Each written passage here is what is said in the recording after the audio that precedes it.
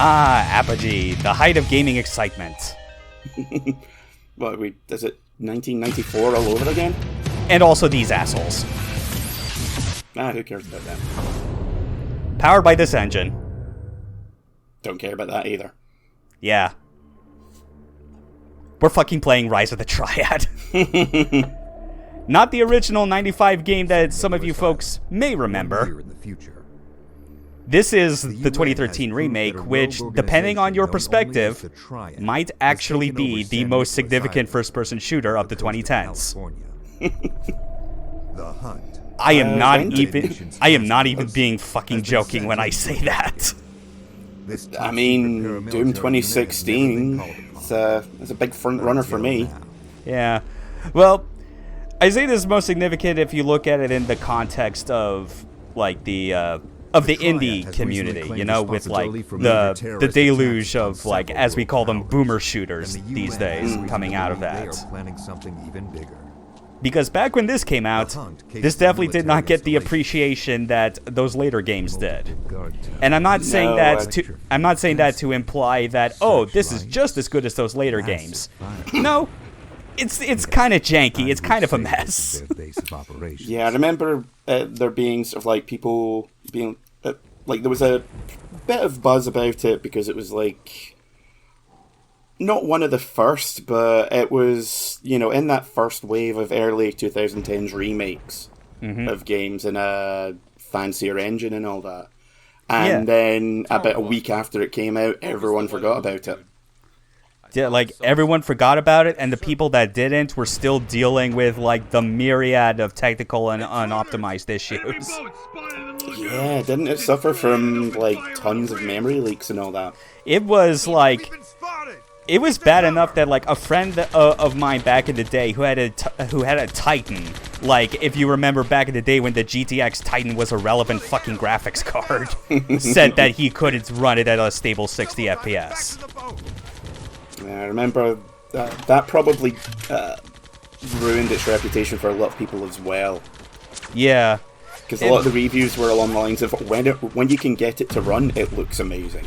Yeah, and even then there was also the other issues of, like, we were still kind of in that phase of, like, when the Call of Duty inspired shooters were the norm, and most people had forgotten what this genre used to be like, which is what it harkened back to, you know? Obviously, it being a remake of Rise of the Triad is interesting because in the context of other popular 90s shooters, it's like, ROTT is as cult classic as you can get in the grand scheme of classic shooters. And ironically, it was probably one of the first games to do the 2 weapons, no more, no less thing. Yeah, like, you have limited weapons. Most of the stuff you picked up were rockets, which you'll see is still in full effect here. 90% rockets, except for 1 or 2 secrets. Yeah, something like that. Maybe an Excalibur or 2. But yeah, we talked over that very uninteresting motion comic intro for the game. And we get a little briefing, courtesy of, I believe this is voiced by Andrew Holsholt, who's like the guy behind the OST for this game. Making a big name for himself since this game. Well, that, but also since, the guy that did the soundtrack for Doom and Doom Eternal. Yeah, Mick Gordon, once he left and wasn't around for the DLC. Yeah, since those, let's just say, whoopsies. Yeah, that was, like, all I can really say about that one, even though it is well past, like, relevant to talk about that was a fuck up on both sides. Yeah. I can't really side with one over the other when it was very clearly poor communication issues between the two of them. So here we are in the game proper. Now, obviously, man, that sign lied to me. Yeah. And I gotta say, you know, obviously, like, when this footage was recorded and finally put together for this LP, this was at the end of 2020. And, you know, you look at that frame rate counter as well as, like, milliseconds, like, it's not running too bad. It's fluctuating a lot, but it's not been dropping below 60. You know, that's more you could say for how it was back in 2013. Plus that field of view, wow. Yeah, that's how I can't help myself. I am horribly stuck to the need for fisheye views in shooters. I feel like I've taken some experimental drugs and they're not acting well. Well, I mean, considering this is the game that had shrooms mode. Oh yeah. Well, I'm gonna say that's fitting. Yeah, but yeah, so far it's like this is like an updated Rise of the Triad. You know, proper mouse look, proper jumping. You still get rocket weapons, and you shoot at a bunch of like not Nazis because this game used to be Wolfenstein 2. I forget, did the original have rocket jumping? Because I never really got to play it back in the day. It did, but laterally. I think there were like some very weird esoteric puzzles or whatever that required you to like be up against the wall and use like the explosion from a rocket to propel yourself sideways.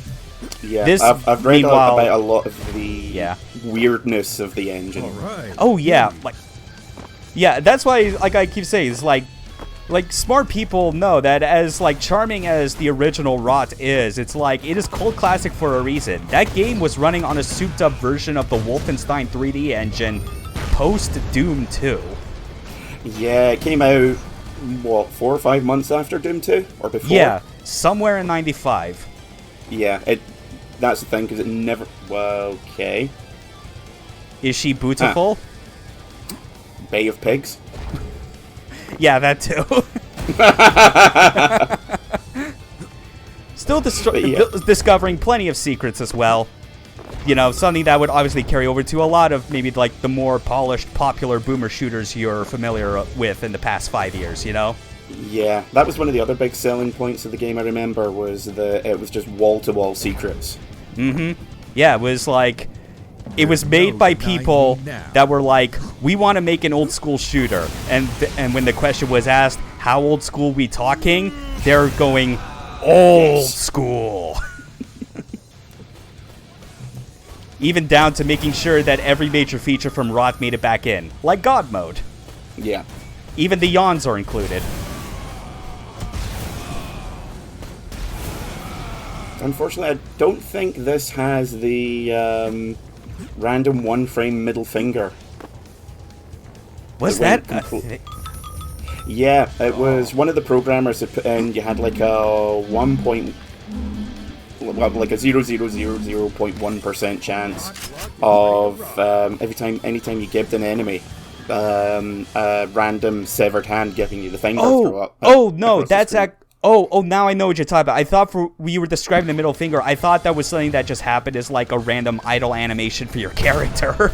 No. That is still in here. That's part of the ludicrous jibs if you get them. Most of the time, like in the original game, it's you get like the eyeball splattered on your view. But sometimes you do get the middle finger, and it's great when that happens. Like, you see all the stuff that they brought back for this. It's like, you cannot deny there is heart to this game. To this janky mess of an unoptimized Unreal Engine 3 game. An engine that was noted for back in the day that people joked you could run on a toaster and get better frame rates than on a 360 or PS3. No, there's no denying that this was an absolute labor of love. Yeah. And it's kind of just sad that it vanished without a trace in the day. Yeah. The only thing that, like, I think now has a chance of, like, having people reevaluate this game's legacy is because, like, a good number of key people that were involved in this game's development in some form or another went on to do the other shooters that more people are familiar with in the indie scene. Like anything from New Blood. That company run by resident meme lord and dog appreciator Dave Oshry. He was the marketing head for this game. He was making like a big push, because I remember this as well, like being either like on the Steam community page or even back when I was like on Giant Bomb, just like you know, like going through like the forums, even writing blogs back then and everything. I recall Dave Autry making an account on Giant Bomb back in the day just to kind of like see like what all like the talk, the reception of the game was, and like responding to people, you know, like, and yeah, he's the CEO of the company responsible for such amazing games like Dusk and The Medieval. Games that also, unsurprisingly, have soundtracks composed by Andrew Holsholt. Dude gets around. So yeah, it's like between that, there was also, you know, Ion Fury, formerly Ion Maiden, because fuck you, Iron Maiden. Like, obviously, like that was an even weirder like story behind how that got made, because it originally was like that's not how that franchise started. It originally started as Bombshell, which was the second game this particular developer made. Spin-off as well. Yeah, like Bombshell, which was just like a, oh yeah, here's a dumb way to unlock a secret. Yeah, there's tons of secrets. Don't expect them to be like not dickish in the slightest. Yeah, I think each level usually has upwards of a dozen. Yeah, I think I would maybe find 2 per stage. Admittedly, I've only gone through most of the first episode, but even then it was like, no, I am not finding shit, and it's really frustrating. And I only really got around to finding all these secrets when I recorded like the footage for this LP last year, because I was like, clearly I am something of a show-off and completionist. I feel I deserve, like, if there needs to be a comprehensive Let's Play of Rise of the Triad 2013 in the modern day, the least I could do is actually show where the fuck all these secrets even are. Yeah, it took a lot of practice. I'm fairly certain this is going to be the most comprehensive one in the year of our Luigi 2019. It's going to be the most comprehensive to watch, not necessarily to listen, based on how our shtick usually goes. Hey, we haven't started talking about giant robots yet. Give it time. At least until episode 3. Yeah, we at least want to make people think we're not going to be back on our usual bullshit. Yeah. Bait and switch. Yeah. That little jingle when you get 100% for like enemies killed, coins, all that is you get that ding, and based on whatever character you play as, you actually get an old soundbite from their original ROTT 95 voice actor. Oh, that's cool. Yeah, so we just got to hear like old ROTT 95 Terradino Cassat, which is, yeah, that's another thing I forgot to mention the format of like when this started. But obviously, like, our main character for this first level of episode 1 was Terradino, you know, who, by the way, his likeness based on the CEO of the company formerly known as Interceptor, Frederick Schreiber. Basically, you could say he's like the project lead or director of the game if you want to use more fancy titles. But he's only going to be around for the first level and secret level of every episode. Because there are technically 5 numbered levels in each episode, and there are 5 characters, I'm going to be passing the baton, as it were, across all of them. So the order will eventually go from Terradino to Lorelei to IP Freely, yes, that's his name, shut up, Ty Barrett, and finally Doug Wendt. If I remember, they do have very, very minor differences in stats between characters, but barely noticeable. Yeah, it's largely just minor variances in both like speed and health pools, as well as I think potentially a bit of like height and gravity. Aw. Walks away dejected. Sad Incredible Hulk music intensifies. No longer sad, though. Here's Fish Polka. Yay, Dopefish. Sadly, Dopefish does not make a proper appearance in this level yet. Dopefish does not live? Oh, he does. Much later, though. The Dopefish always lives, unless it's Quake 2. Or Doom Eternal, because you can blow him up repeatedly in that one. Yeah. Still lives, though, considering that like he comes back anyway. But no, I just remember like the Dopefish Easter egg from Quake 2 and just how it's like It feels weirdly sad and a bit spiteful, considering how that was the first game it put out after John Romero got the boot. Oh, yeah. And it was anytime the Dopefish, inside joke gets used in the game, it's always supposed to be something for fun, because, oh, yeah, there's shroom mode. Oh boy. Yeah, avert your eyes. Avert your eyes if necessary. It's okay. Just listen to our voices ramble on. Yeah, because that's gonna make people feel so much better. But yeah, where was I? Oh yeah, Dopefish. Yeah, usually when it happens, it's always supposed to be a fun time. Because how can you not like that expression of the Dopefish? But when it came to Quake 2, it was just that poor fish getting a hook straight through its cheek. All bloodied and everything.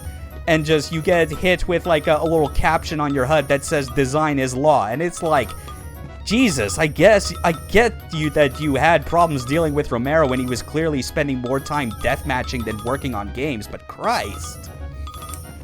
Probably didn't help that a lot of people in previews and the like lambasted Quake 2 by saying it doesn't feel like an id game. Yeah, it's it's very stale in a weird way. It's the sort of thing where it's they had 3 games worth of first-person shooters between Doom 1, Doom 2, and Quake, where they were we know how shooting should feel. We know what are quintessential weapons in our games. We know how dealing with enemies should feel. Let's boil that down to a science, but without any of the soul that made those games work in the first place. Yeah, let's make it work well mechanically, but be about as fun to play as bouncing sponges off a wall. Yeah, or this jump pad puzzle, Oof. Which we eventually solved. Although it gets much worse from here. Oh, I've seen. Yeah, so hope you're good at rocket jumping if you're wanting to get 100% on this secret level. And waiting, because you gotta wait a lot for these gads to show up. Still better than Braid. True. Yeah, that's fair. Good music though. Never gets old, even on this 30-second loop. See, even Tarantino loves it. Yes, you could very much tell that I was trying to find anything that would pass the time. Well, yeah, and there was much swearing. Yeah, it's doing this again. Well, even though this is a year old, you can still feel that. Yeah. And then. Man, to think that there was a time when I was recording this that I thought this was going to be the next LP I did after Devil's Third. because that was before I had finally figured out how the hell I wanted to do Steel Battalion. And once I did, I was like, well, putting this shit on the back burner. And you know what? Totally worth it. Oh, man. So in case you're wondering why this video is an hour... Yeah. Every hour's an episode. And also because this is the closest that you could say I am doing a, quote, low-effort LP, in the sense that I am not making a thread dedicated to it on the Something Awful forums.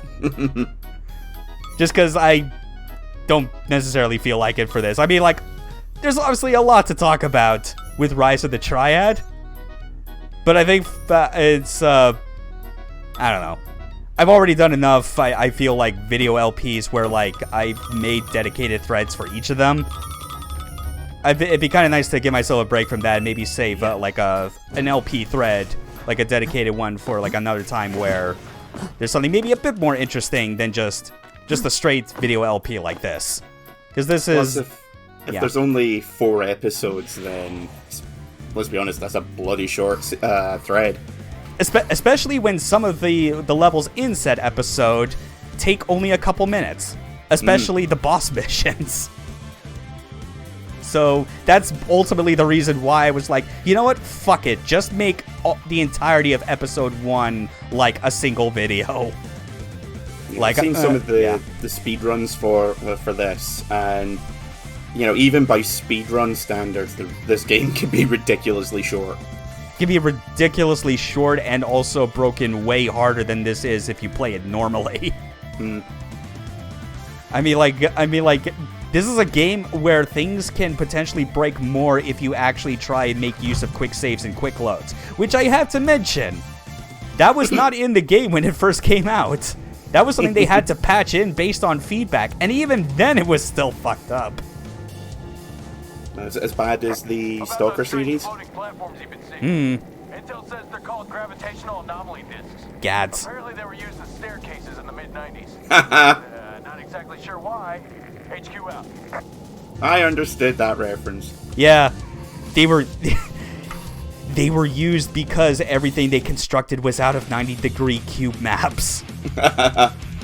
This but don't game tell dates anyone. back to, this game dates back to a time where you couldn't have one level on top of another, or the game would just die horribly. Yeah.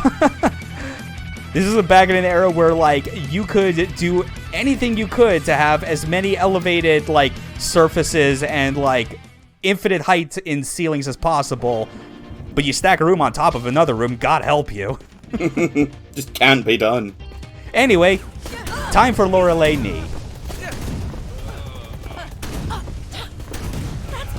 She is, as you might remember if you played the original ROTT, she is the fastest and lightest of all 5 characters, and therefore the one with the lowest health pool. Of course. Yeah. And not just because she's a girl. It's entirely because she's a girl. I mean, I could say other reasons, but they probably have, like, way more incriminating implications about how I think about it, so I'm just not going to say it. Bad things to bad. No, it's Never how mind all the fact these that her games last work. name is Nee, and that she clearly looks... Oh, god damn it, I just blew it anyway. Fun fact, she's also her design in this game is also based off a real person. If I can remember, just quickly pulling up the list of names, she's based off of Vivian Nagy, who is the wife of Terry Nagy, who's Apogee's, like, CCO. Yeah, there's quite that. common for games back then just to be like, okay, we need some character art. Who's in the office today? Yeah, it's an interesting detail that I realized that, like, not every character gets it quite the same way, but, like, it's kind of like a nice way of tapping into what the original ROTT did, where it was like all the enemies in Spriteworks were all, like, just Apogee employees, like, in costume, filming themselves in front of a green screen and then digitizing them.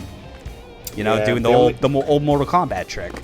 Yeah, they only really had like 3 or 4 costumes for like 20-odd enemies. Yeah.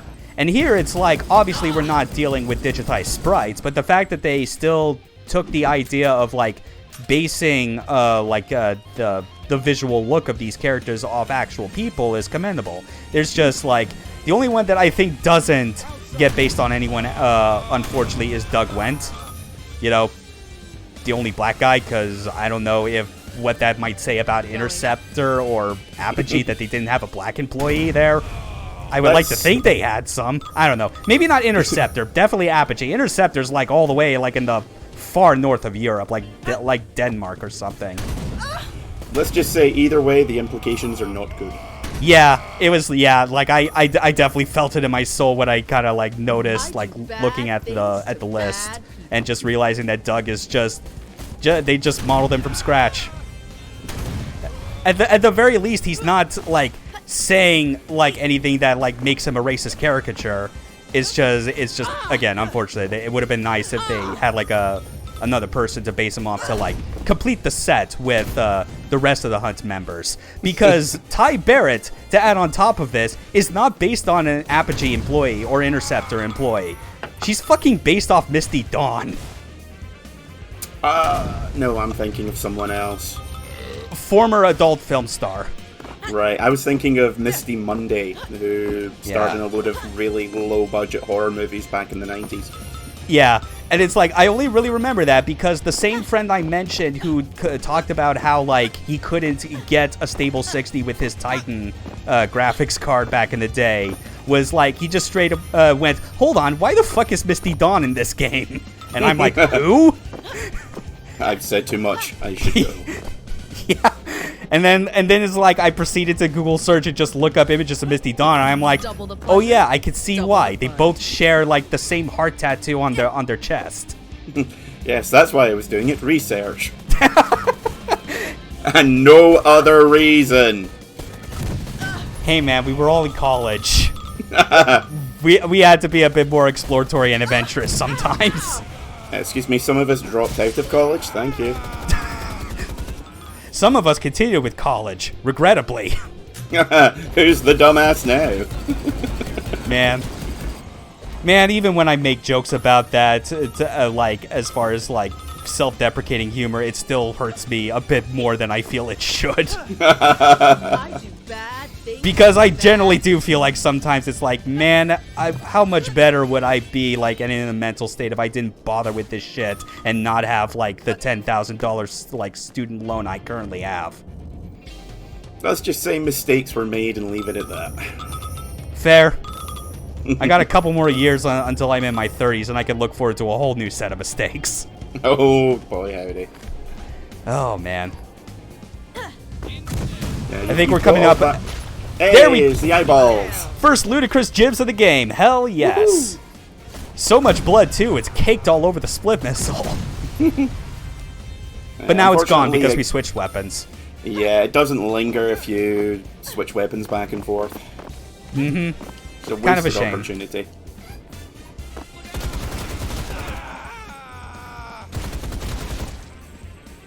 I was actually playing, what was it? Cops locked and ready to rock. Singularity, that was it. Oh, Playing Singularity. Singularity the other week, and it has some of the best enemy destruction I have ever seen in any game. Like, the shotgun doesn't just kill enemies or blows off a limb on the mutant enemies, it rips chunks out of them. Oh, wow, yeah. That's right. Like I remember Ravens- that, as well as, like, the weird ways that you could just kill people by, like, just accelerating or reversing time, like, in their general, like, in their general Vicinity. sphere. Yeah. Like, Raven Software elevated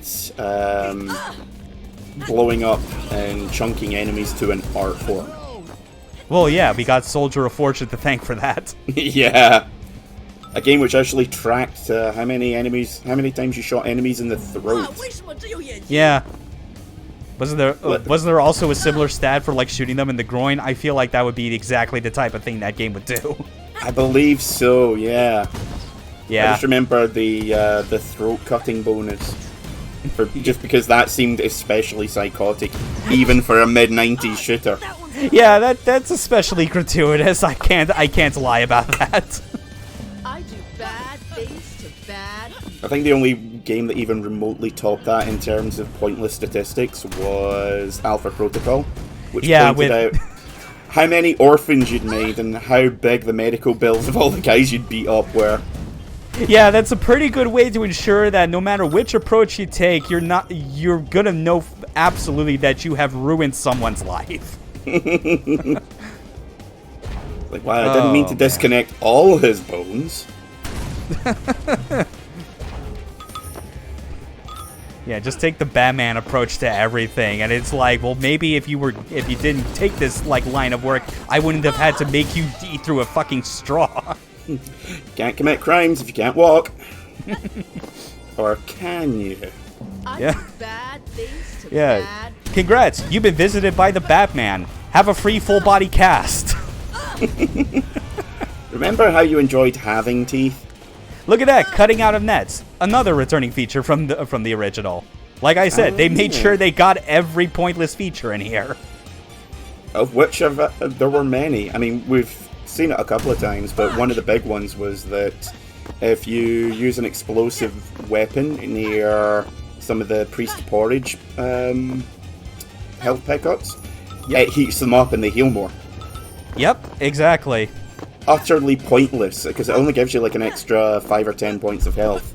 And you'll It find actually, it out. that actually changes based on which character you're playing as, because they have like this is the sort of thing where like the amount of health that the priest porridge gives you is not based on like a percentage; it's based on just raw points. and because each character has different health pools, which is portrayed as a statistic, like a percentage of 100. For a character like Lorelei, that means that like eating priest porridge when hot is actually super valuable, because it could heal. Like if you eat the big priest porridge, it could heal like up to almost half of a 100% health bar or something. Yeah. See, when I played this, I usually played as Freely. I think he had the biggest health pool. Doug actually does. Freely has the second biggest.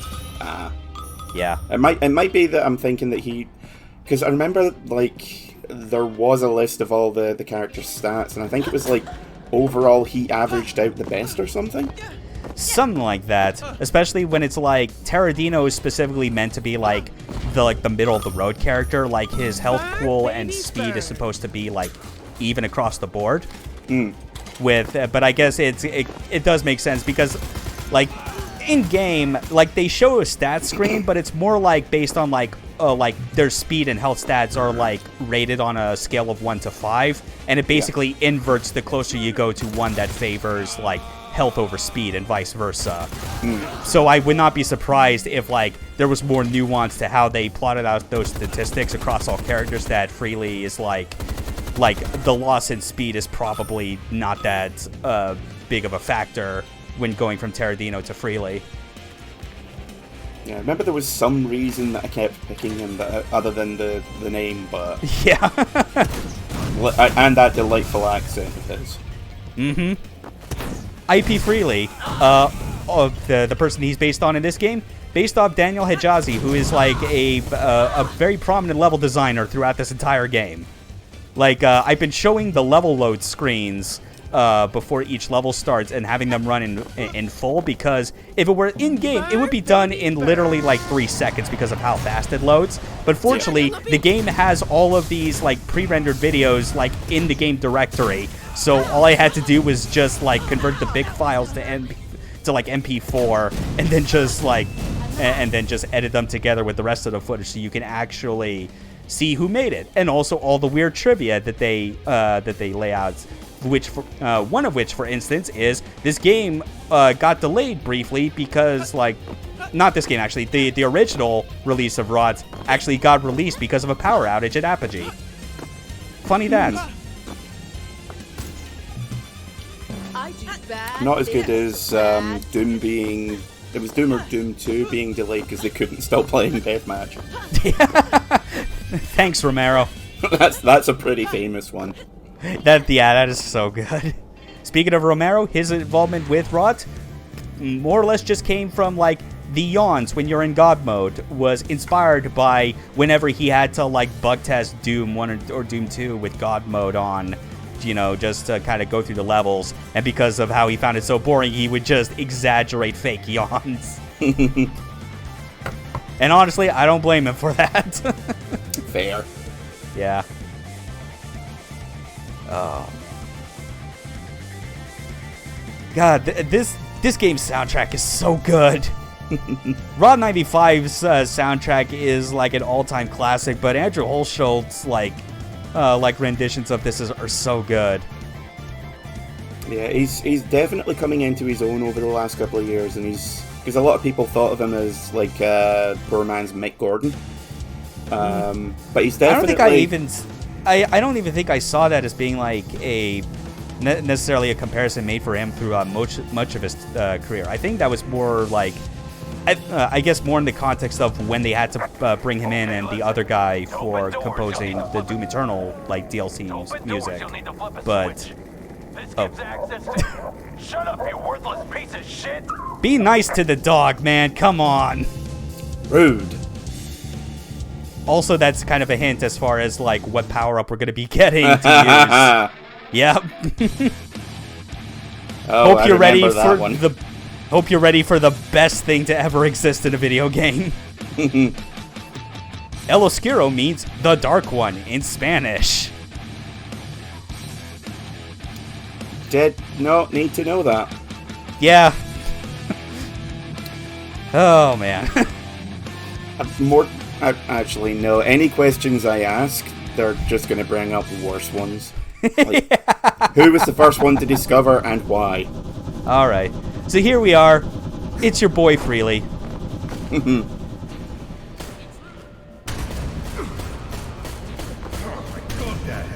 Yep, and all that glorious, presumably fake British accent. Because I imagine Freely is exactly the kind of like douche that would probably try and sport a fake accent if it could get the ladies. Yeah, he definitely has the vocal patterns of an Australian trying to get some American ladies by putting on a British accent. Yeah. Yeah, it's just like a whole confused sounding mess. Yep. Always makes me think of like a member of AC/DC. Oh, yeah. Oh, man. Just the way he looks and the way he sounds, my brain just instantly... Huh. Fair enough. My brain just instantly goes to AC/DC. Mm-hmm. Yeah, that totally makes sense.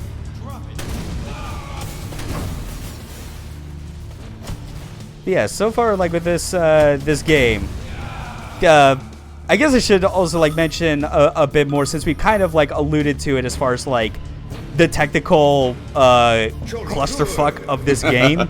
Especially, and as we're going through, like, an indoor area that feels way too brightly lit for what it should be. Yeah, how's anyone meant to get any sleep in here? Yeah, and, like, I should also mention, just to kind of further clarify how much easier it is to run this game nowadays than in 2013. These graphic settings are on ludicrous setting. Which actually nets you an award, a trophy for getting. Yeah, as well as the sound clip from Ty Barrett going, "Holy fucking shit!" Which is, like, probably her best voice line in this entire game, because, oh boy, it's rough. Considering that people mentioned to me that, like, her design is based on Misty Dawn, I would not be surprised if they, because I forget who voices what in the credits, I would not be surprised if, like, they somehow got her to, like, voice it, and she was just like, I don't fucking know how to, like, voice video game characters. Maybe just pulled out some voice clips from examples of her acting career. Yeah, maybe something like that. No one will notice. There's probably a porno where she's just aggressively yelling at some dude, "Girlfriend mode this, you bastard." Man, once we get to level 4 in this episode, and, like, we get to see her, like, pick up one of the weapons where she says that line, it is a treat. Still not the most awkward voice clip I've ever heard in an FPS. Yeah. But yeah, just the reason for, like, I'm running this on ludicrous settings, it still looks weird as hell. Like, it goes to show that, like, especially, like, in contrast to, like, if there was one thing that the people that worked on this game very clearly learned, or two things, rather, that they learned from making this game, one artistically and one technically. In terms of artistically, they learned that just using every fancy graphical effect that an engine offers does not equal actual art style, because the games they went on to work on actually have a more defined look. Yeah, everything just looks metallic no matter what. Bricks, metallic. Floors, metallic. Bump mapping out the ass. Yeah. But then technically, this also ties back into it with the use of the engine, and also, yeah, you could see, like, the little text prompt. I never asked for this. You know when this came out. Which is funny because just immediately before that, you had a pair of eyes on your screen. Good timing. Yeah, but yeah, like, the reason for why, like this game was so bloody unoptimized and jankily put together, because of, like, they went so hog wild on all these different effects that, like, Unreal Engine 3 afforded them, as well as they had plans for wanting this game to be incredibly modular when they released mod tools, because that was a big part of their plan, like, in order to further harken back to, like, the old days of, like, classic FPSs on PCs in the 90s, you know? Some of them, like, came with level editors, some of them came with mod tools, so they were like, we want to get in on that too. So the way they designed levels, as they described it, is, like, they basically made, like, so, like, picture, like, the walls as an example. Like, this isn't exactly how they did it, but this is a good metaphor. You notice all, like, the bricks on them. Imagine instead of just making a wall with like a dedicated like brick texture on it, they were like, you know, to ensure full modability, let's make it so that we just model every brick. That's basically what it feels like and was more or less boiled down to as far as how they approached a lot of the assets, because they didn't want to, like, in their eyes, like, make a bunch of, like, large optimized assets that you couldn't really, like, make easy modifications to for your own custom levels. Problem is, that results in a lot of objects that the CPU has to keep track of whether or not it is, like, taking the time to call whatever isn't on screen. Which is why you had this where if you had, like, a Titan graphics card or not, like, it didn't matter what you set the graphics setting to because it just turned your CPU into a bottleneck. So, in other words, much like back in the day, they also gave themselves lofty aspirations that they were unable to meet remotely. Yeah, with the energy of what also I think solidifies that this was made by people that clearly came from, like, a modding background. Like, these were people that, like, back in the day would have made, like, custom levels or total conversions for these old games. Because guess what? It's a lot easier to do that stuff when all the engine work and optimization is done for you. Because all you have to worry about... Oh yeah, dog mode time! Good boy mode! Yay! Also, this is, like, the only way you're able to get into the secret if you get that dog mode power up and, like, go through that little, like, vent. Good boy, best friend. Yep. Now to kill more triads and further solidify our status as good boys. It's also very janky in practice, but, like, it still works. Yeah, if I remember, like, anytime you go to attack an enemy, you just, like, warp forward an inch or, like, not an inch, like, several feet. Yeah, like, it's basically using the same logic behind, like, the melee kill animation, which, that's also, like, another thing. Like, for all the... For all the old silly ROTT 95 features they made sure to recreate, they added new things in here that, like, at the time, it definitely felt like it did not go over well for as many people because they, like, the joke clearly soared over their head. And that was the fact that they have a dedicated melee button, which works like a more janky version of knife kills in a Call of Duty game. And you also have iron sights for aiming with your non-rocket weapons. And it's the sort of thing where people saw that and it's like this shit is useless. There's no difference between regular aiming. Why would they add such a useless feature? And it's like, motherfucker, do you not know what Rise of the Triad is? Honestly, this is just more on brand, if anything. Also, best rocket weapon. Firebomb is the shit. Oh, don't forget the completely pointless reload feature. Yes. Oh god, that's right. The reloads is like, that is the peak of just, like, dumb, pointless features that is still fun to mess around with, and I make, like, deliberate, like, use of it during, like, one level in, like, the next video, just because there is no one to shoot, and I am like, fuck it, might as well give this the time of day. Yeah, in case you haven't noticed, there is no ammo counter for the regular rifle, or any of the regular weapons, including the pistols. So you never need to reload, but you can. Yeah. Just purely style on your enemies. And I think the best part is to further solidify how much this was like a stepping stone for a lot of other better boomer shooters that came later. The ability to twirl your weapons in Dusk was explicitly because of this was a dumb feature that existed in ROTT 2013. Because that game also does not have, like, actual reloading, but they were like, you know, maybe this joke will go over better if we just make the reload button, like, have you twirl your pistols. And then they extended that further to, like, what if we made you twirl all of your weapons? Which gets a little bit weird when you apply it to the twin sickles. Yeah. And they already spin around like a lunatic. Man, Dusk is so good. I need to play it properly at some point. Yeah, it's really good. If there's one New Blood game I do need to get around to playing properly that is, like, complete, obviously it's a Medieval.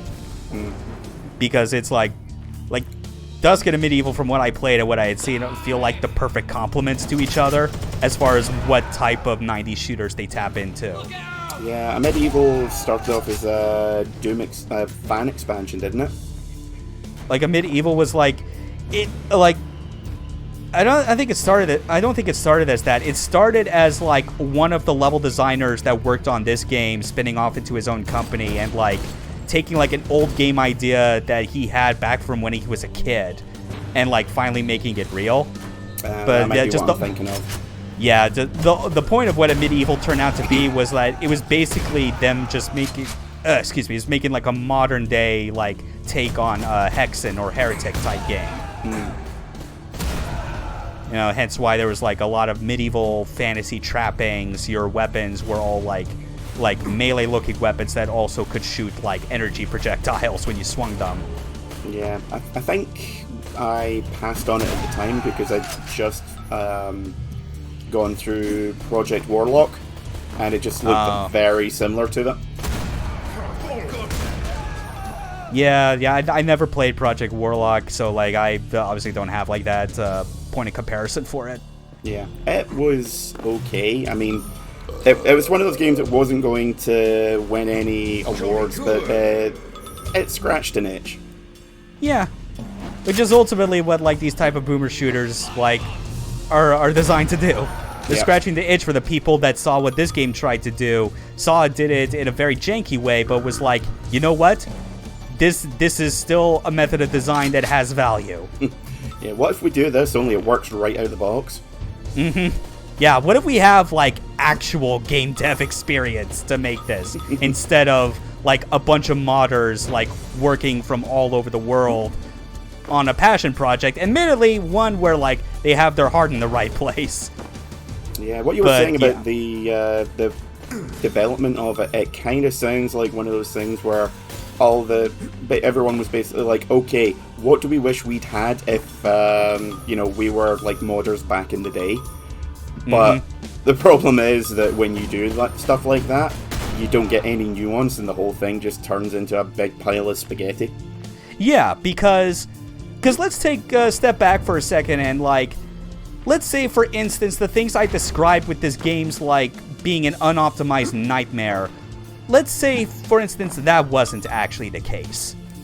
You'd still deal with a game that, even compared to the shooters that came after it, doesn't feel even, like, that smooth or, like, perfect in game feel anyway. Like, that, like, there's still, like, a jank even to how they've, like, programmed in, like, the core, like, player control and everything. Like, it's best felt, actually, if you're, like, trying to do any of the platforming in this game, because it's like you have full air control, which like that on its own you may think that's good enough, but therein lies the trap, because you also have to account that you need like your starting velocity and momentum to also feel good, which it doesn't. Yep, a lot of the game feels very floaty and lightweight. Yeah, while simultaneously stiff in bizarre ways. Yeah. I just remember, like, constantly failing any kind of platforming challenge, just because as you're demonstrating here, the controls just... It feels like they were designed, like one person worked on the controls and but they didn't have any input on the rest of the game. That was taken over by someone else entirely. Yeah, and like that game feel part ended up being even worse when you played this back when you couldn't even get 60 FPS regularly. Yeah. Like imagine how choppy and horrible that starts to feel when you get to like some of the later levels. Oh god, I'm gonna have some words to say once we get to the room. Look forward to that for the next video, which will probably be maybe in the new year, because at least with this first one, if all goes according to plan, it'll be coming out just in time for Christmas. God rest ye deadly gentlemen. I saw Mommy slaying Santa Claus. Man, that's what we really need. Like, God rest ye deadly gentlemen is already fantastic, but it's like, the fact that we didn't get people, or at least like in any like prominent capacity, trying to like do a whole series of like FPS themed novelty Christmas covers. Because that title you just said was like, that was perfect. Just double checking all these rooms to make sure I did get all the coins and enemies, because there's a lot of them. Yeah, I think that was one of the other things that eventually put me off the game, was just that there is too much to collect. Yeah. And if you're any kind of completionist, like I sometimes am, like 100 enemies, you know, like a lot of FPSs out in this day and age don't have anywhere near that per level.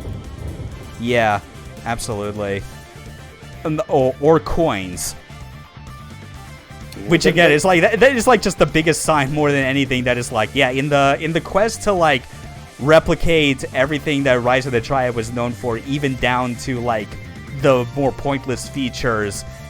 The pointless qualifier of that like becomes even more evident when you get down to the fact that you're still playing to get like a numerical score. Yeah. Didn't the coins give you lives or something in the original? Maybe. I don't know. It might have been just based on like pure like score totals you got at set intervals, like whenever you play like an arcade shmup. Yeah. But obviously that doesn't matter here because you don't have limited lives. This next area wouldn't let your pants sag. These guys really know what that means. Well, it'd be nice if someone told me what it means. Probably because we're going into like the prison compound of this entire island. I don't know. Prison jokes. 2013. At least they didn't make a joke about the soap. Although I think one of like the text prompts when you enter one of the areas, I think makes a "don't drop the soap" reference, but I don't know. That's another thing. like if there's one thing I definitely won't excuse, this game can be very hit and miss when it decides it tries to be funny. Tries being the operative word. Yeah. But here we got like, this was the music that like sold me on Andrew Holschultz's like version of the soundtrack. We got going down the fast way. I also oh, come on, get out of there before that. Thank you. Yeah, I remember the push blocks being very, very finicky when they were designing this. Yeah. So, yeah, like, they actually had a special error message that would pop up. Quite infamous. Sometimes the push blocks would just float out of the level, causing the entire thing to crash. So they had a special error screen come up that was one of the push blocks just waving goodbye. Yeah, it was a push block with a smiling face on it, and it says, "I'm free." Yeah, that was it. Yeah, which unfortunately they did not recreate that specific glitch like in this remake. I imagine if they tried to deliberately do it, they would probably break a whole lot more things in the process. And I was going to say, considering how janky the game was at the beginning, they didn't need to. Yeah, exactly. It's got so many other weird-ass shit to like marvel at when it falls apart. Yeah. And only half of that is because of the Unreal Engine. Yeah. Which is all the more baffling because you would think that back in this time, if you're playing on PC, Unreal Engine 3 would be the least of your problems. Yeah. Well, assuming you had a machine that could actually run anything on it. Well, yeah, which is to say anything newer than 2006. Oh, yeah. But this music's good. Those spinning traps. Yeah, they're yeah, and it's like I hate them here more than I do in the original, just because it's a case where those blades aren't just spinning. Those blades also have collision boxes that are spinning along with them. So you can imagine how much it could like fuck up like your player model and view if you get even stuck on them. Yep, and because you don't have Mercy invincibility, rubbing up against one for just a second or two shreds your health bar. Yeah, it's just you lose so much health like in the blink of an eye for making more than a millisecond of contact. Absolutely hated them. Any stage. As I said, I only got like most of the way through the first chapter, but they show up quite frequently, and every time they did, I was like, well, I'm not going to enjoy this. Yeah. And it's like, admittedly, going back through this again with higher frame rate, it was like a lot more tolerable. But by the same token, it's like, I would, like, if someone looked at this and was like, I still don't want to play this, I don't blame you. This is obviously not like meant to be like an endorsement of, you should totally play Rise of the Triad 2013. It's more like, play this only if you're me. Play this only if you have, like, the historical and possibly morbid curiosity that I do to kind of see, like, how these interesting failures pan out. It's the Drakengard recommendation. You should play it, but don't expect to enjoy it. Yes. Granted, I think the overall enjoyment factor of ROTT 2013 is ultimately more than Drakengard on, like, a playability factor. Well, At least this game has a multiplayer, which I remember even back then being pretty fun. I'm pretty sure that the maps for, like, the multiplayer were certainly, like, on a technical level better put together than these, like, single player missions were, because it avoided the optimization problems. Yeah. Plus, multiplayer maps tend to have a lot more nuance to them. And much more contained spaces, because you don't have to worry about, like, loading in extra environment details as you move along. Yeah, like a single player map, unless you're backtracking a lot, you're rarely ever expected to be in it for more than a few minutes at a time in each particular area. Whereas multiplayer, you're going to be in that map repeatedly, you're going to be running across the same areas over and over again. Yep. You'll become very familiar with where the spawn points are and where weapons are, so you can, like, fall back on your arena shooter fundamentals, Exactly. Which is ultimately what it was. It was like playing a janky Unreal Engine 3 version of Quake with Rise of the Triad weapons. And, like, that's probably like why it was so fun. So yeah, this mini boss is designed to introduce the the next type of regular enemy type that we see a lot more of from episode 2 onward, which is the Triad officer that loves to dodge roll all of your attacks constantly. This came out just after Dark Souls, didn't it? Yeah, and also, you know, the fact that they called him Dirty Sanchez. Subtle. Yeah. Again, it tries to be funny. Sometimes it works, but I think the times that it does work, you could probably chalk up to, like, they probably didn't expect it to be as funny as it was. Or it's just more like the funny happens. Or funny to a very narrow audience. Yeah.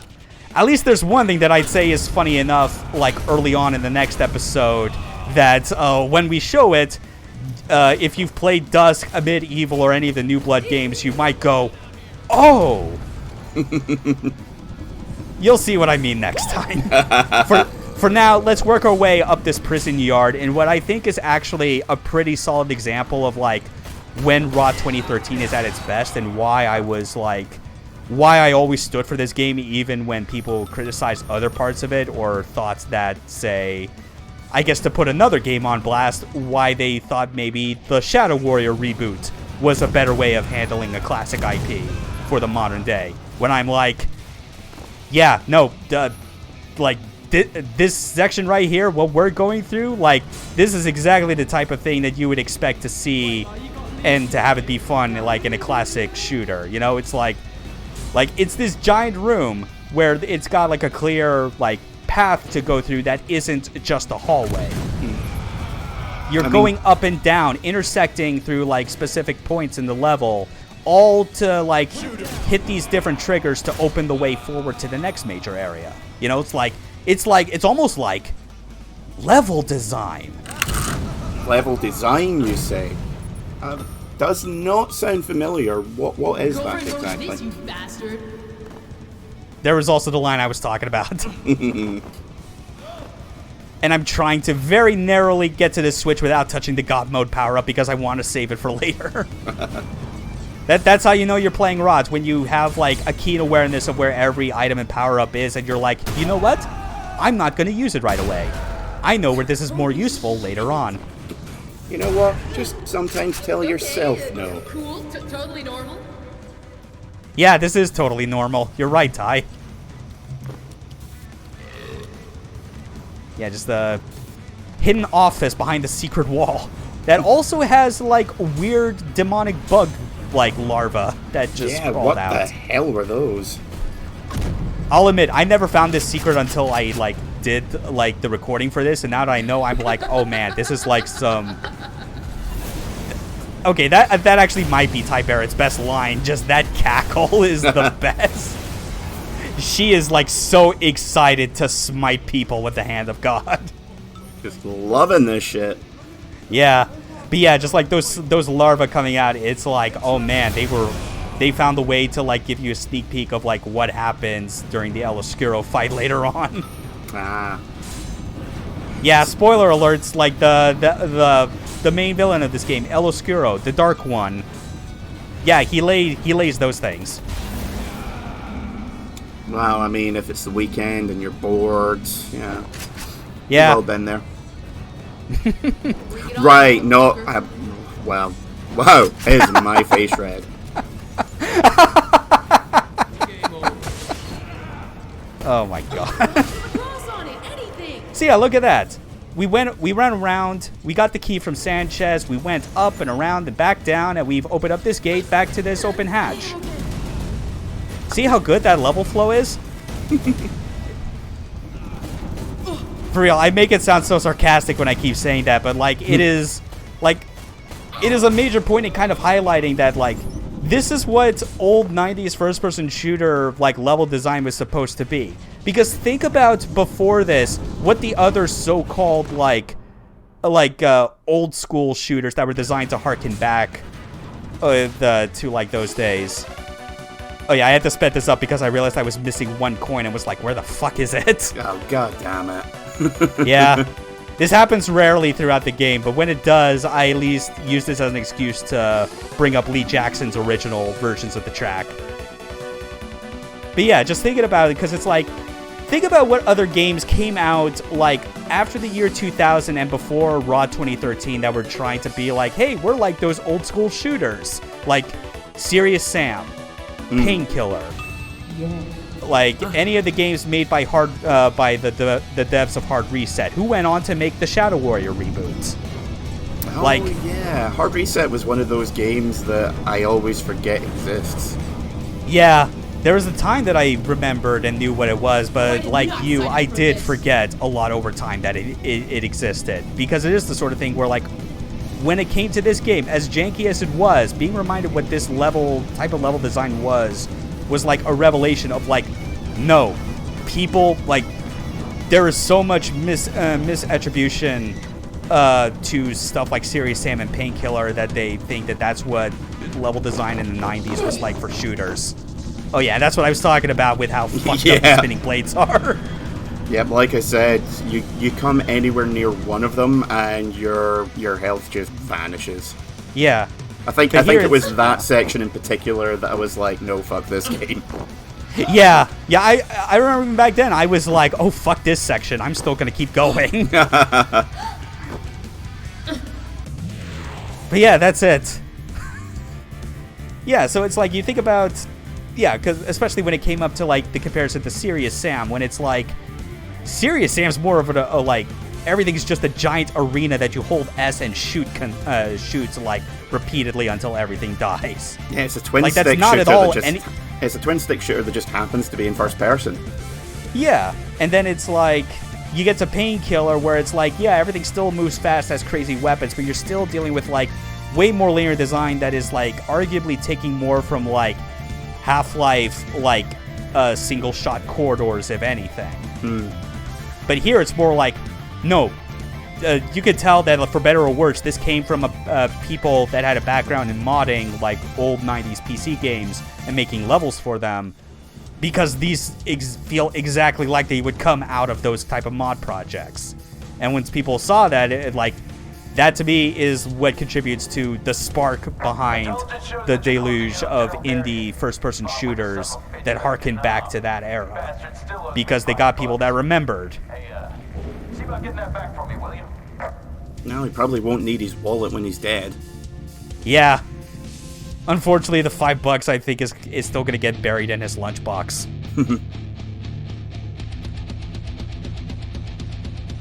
Oh yeah, I remember that you could, like the fact that you could shoot through walls and destroy lights was like a big fucking deal back in the day. Yeah. And also having a parental lockout and deathmatch of up to 11 players on a LAN. Why 11? Shut up. That's all we could manage. Still, for what it's worth, though, I'm pretty sure like only like LAN deathmatch in Doom original was like 4 players anyway. So like at the end of the day, yeah, that is a big boost in player counts regardless. Yeah, I remember. It might be because again, I never got to play Doom and Doom 2 when they came out, but I remember there was one game that was like 8-player deathmatch, and people were like, "Holy shit, it's the future!" Yeah. Yeah, and then of course these days when you think a lot about multiplayer deathmatch shooters, it's like Quake very quickly became the poster child for that, even supplanting when Doom used to be that. Mm. So here we are, the boss level. Yeah. The boss level of the game, and oh, sorry to that dude. Well, job's done. Let's go home. Yeah, and yeah, but because this is the boss level, naturally we're on to our final character, Doug Wendt, who has the largest health pool and is probably the character I would most recommend if you are suicidal enough to play the game on ludicrous difficulty. I've only gone through ludicrous difficulty like halfway through, and I was like, yeah, that's enough. That is a really poor joke. Like, even for this game, that's dire. Yeah. For real, though, ludicrous difficulty is, like, pretty fucked. Yeah, I just find that these days my neckbeard isn't luxurious enough to play harder difficulties. Yeah, it's like it's fine if you're doing it in the context of, like, the original Doom, because ultra-violence feels in a lot of ways like how most of the games were made for it. Also, hi, Schreiber. Hi, CEO of Interceptor, which is technically not called Interceptor anymore. I keep calling them that because that's what they are in my heart. But they're technically now Slipgate Ironworks. Wow. Because I guess they had like a trademark dispute and that there was another company called Interceptor and was like, oh, fuck it, we'll just call it this thing. We're already owned by New 3D Realms anyway, who cares? How did they come up with the name? Did they just put like a load of words in a hat and pull them out at random? Like for Slipgate Ironworks specifically? Yeah. I don't know. I'm pretty sure that just Slipgate came as a result of them obviously being like old first-person shooter fans. It was like, the teleporters in Quake were technically called Slipgates. That's right. Yeah. And then Ironworks, yeah, I don't know. They probably just pulled that out of their ass somewhere. Okay, this is definitely a Wolfenstein 3D wannabe. Yeah, it's like General Darian's design is the biggest thing that's always like reminds you that this was supposed to be Wolfenstein 2. Yep. Before realizing, no, they can't really do that. It's funny, it's like, it used to be Wolfenstein 2, and 3 of the 5 characters' names are all based on character names that were part of the Doom Bible. Which is unsurprising considering that Tom Hall left id during Doom's development and was like one of the leads on Rise of the Triad. He was the head of the Developers of Incredible Power. Or DIPS. Oh, yeah. There's a name I haven't heard in a long time. Yeah. Sadly, there is no DIPS equivalent in this remake. You don't get the D, I, and P balls. So I guess you could say that they have the dip switch. Yeah. Damn. I mean, that is like the easiest gag you could have done, but again, I'll still put that as like a better... is like a better bit of humor in this game than some of the other jokes they come up with. I mean, it actually made me smirk, so yeah. Yeah, same. Even though I knew it was coming, and I was like, this is just you doing some Looney Tunes bullshit, except that you have no head anymore. So that's it. That's episode 1. We have finished Drop the Bass.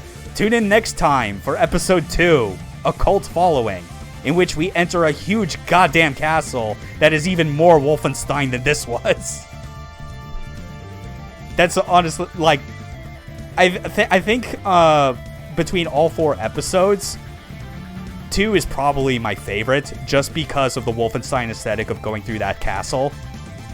Everything else is, like, varying degrees of alright, with 4 being the worst, but I can at least say that, like, having had the courage to play through all of this back in the day, it's definitely, like, not a hard drop-off in quality like it was in the first game, you know? Where it was, like, only the first episode seemed to be worth anything, and everything afterwards was just, like, an exercise in tedium. So look forward to that, everyone.